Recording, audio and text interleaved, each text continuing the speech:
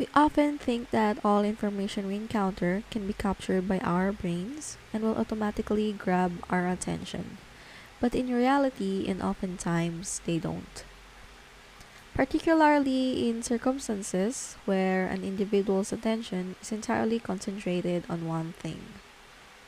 In this case, your brain helps you to filter out other information from your surroundings and only acquire ones from the particular object or subject your brain is voluntarily focusing on. This is what we call the cocktail party effect. This is named as such since it commonly happens in parties wherein there is often noise, yet your ears can filter out and focus your hearing on certain sounds. In this addition to its other facts, a more in-depth description of this effect will be addressed.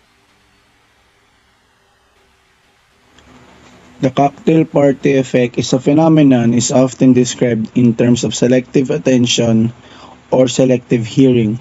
An inability to segregate stimuli in this way is sometimes referred to as the cocktail party problem or inattentional blindness or deafness.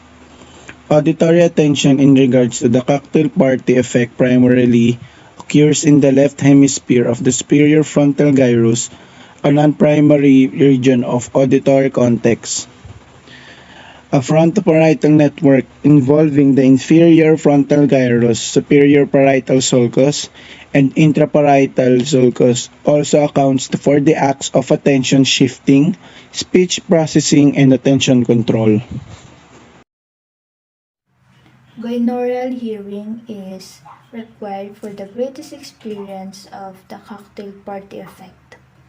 Interfering noise seems to bother those with only one working ear more than it does those with two healthy ears.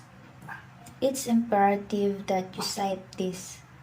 If the pitch or topic of a speaker's speech is distinctive enough, people can focus their attention on that speaker even if they don't have access to binaural location information. Allowing our oral attention to travel across the room at a party when bored with our current talking partner and for the compulsive eavesdropper is a useful. Studies that were conducted.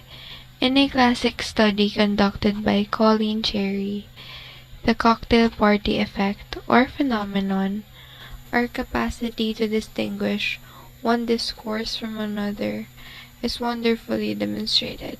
Cherry, 1953. She first tested the cocktail party effect by playing two separate messages uttered by the same person via both ears of a pair of headphones and asking participants to shadow one of the two messages they were hearing by speaking it out loud and subsequently writing it down. Along with this study is Shapiro's, in which was stated that respondents could easily recognize their own names when they appeared as unattended stimuli as demonstrated by the own name effect and visual tasks.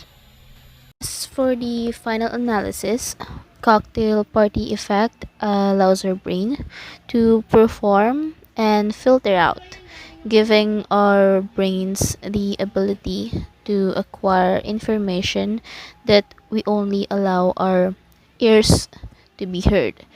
But that doesn't mean that everyone can do such thing or can perform this ability, since as previously mentioned, there is a condition known as the inattentional blindness. This effect still works with some factors such as spatial continuity, wherein a person has the ability to perform this better by staying in the same place or location, and loudness, wherein the loudest noise has the advantage of being heard.